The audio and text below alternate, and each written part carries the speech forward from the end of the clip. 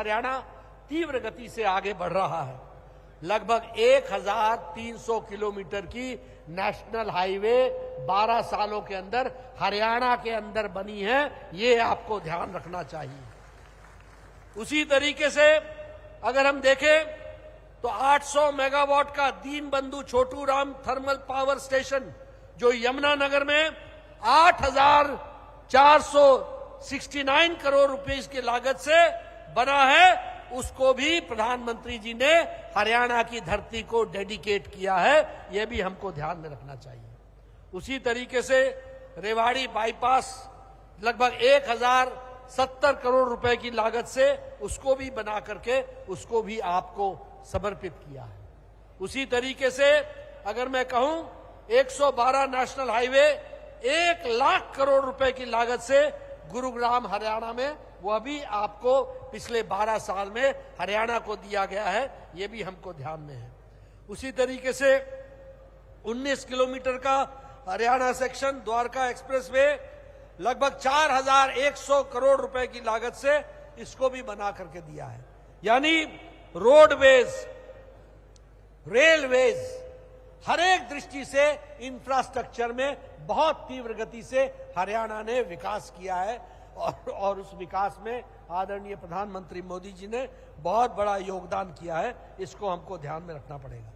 आज दुनिया की सबसे बड़ी मारुति की, सुजुकी की फैक्ट्री वह भी हरियाणा की धरती पर खरखोदा में लग रही है 35,000 करोड़ रुपए की लागत से, और लगभग साल में 10 लाख गाड़ियां बनेंगी, यह हरियाणा के अंदर हो रहा है, इसको भी हमको याद रखना चाहिए। सड़कों का जाल बिछा है, जैसे मैंने बार बार कहा।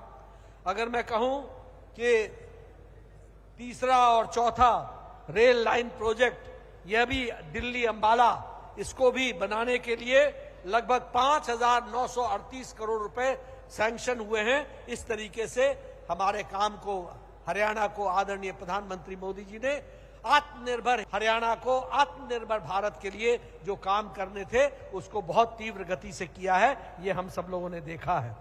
मैं यहां ये भी कहना चाहूंगा कि नायब सिंह सैनी जी के नेतृत्व में भी हरियाणा ने ये नॉन स्टॉप हरियाणा तीव्र गति से आगे बढ़ रहा है, इसको भी हमको ध्यान में रखना चाहिए। आज हरियाणा वह प्रदेश है जहां हर खाद्य पदार्थ पर, हर प्रोडक्ट पर एमएसपी हर प्रोडक्ट पर दी गई है। यह हरियाणा प्रदेश अकेला प्रदेश है, यह भी हमको ध्यान में रखना चाहिए कि वो एमएसपी जो है वो प्रोक्योर करने के लिए सभी क्रॉप्स पर वह एमएसपी देने के लिए आगे बढ़ी है। हम सबको याद है, यहां बैठे हमारे पुराने साथी सब लोग हैं, सब लोग पुराने साथी लोग जानते हैं। यहां पर आपने वो इनेलो का भी आपने राज देखा, आपने कांग्रेस का भी राज देखा, आपने वो भी राज देखा जब भर्तियों के घोटाले में नेता वर्षों जेल जाया करते थे। लेकिन जब से हमारी सरकार आई है, पहले मनोहर लाल जी की और अब नायब सिंह सैनी जी की, न खर्ची न पर्ची, और उसके बावजूद लगभग 35,000 लोगों को सी ग्रेड में नौकरियां दी गई हैं और उस तरीके से आगे बढ़ाने का काम हुआ है। दीनदयाल लाडो लक्ष्मी योजना में 2100 रुपए जो हर एक एलिजिबल विमेन को दिया जा रहा है, उसको आगे बढ़ाया जा रहा है। एलपीजी गैस सिलेक्शन हर घर हर गृहिणी की योजना के तहत उसको भी दिया जा रहा है। और बतौर स्वास्थ्य मंत्री मुझे खुशी है ये बताते हुए कि छोटा सा प्रदेश हरियाणा, इसको भी मोदी जी ने एक all India institute of medical sciences Rewari में 1100 करोड़ रुपए की लागत से वह भी बन रहा है और बहुत जल्दी बनेगा।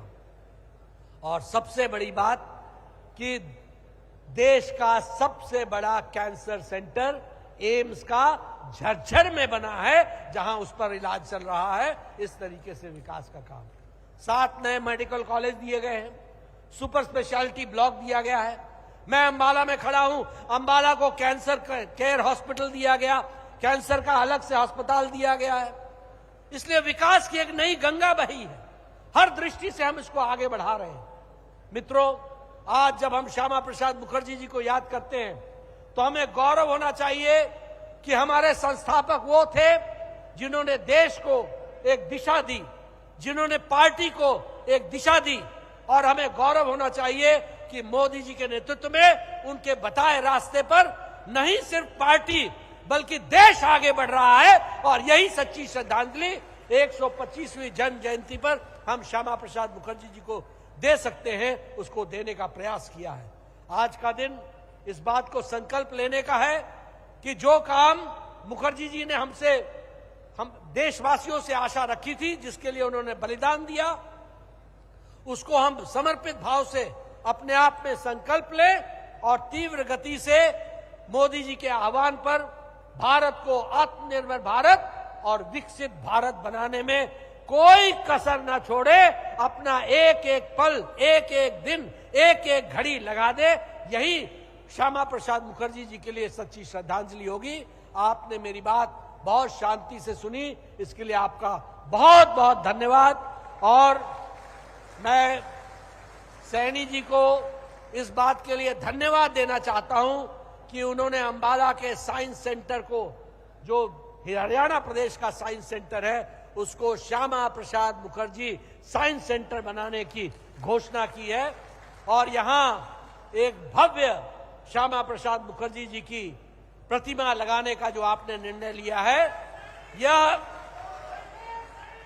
इसके लिए आपको मैं बधाई भी देता हूं, इसके लिए मैं बधाई भी देता हूं, धन्यवाद भी देता हूं और शुभकामनाएं देता हूं कि आप इसी तरीके से हरियाणा की सेवा करें, हरियाणा की जनता की सेवा करें और श्यामा प्रसाद मुखर्जी के बताए रास्ते पर आप आगे बढ़ें। इन्हीं शब्दों के साथ बहुत बहुत धन्यवाद।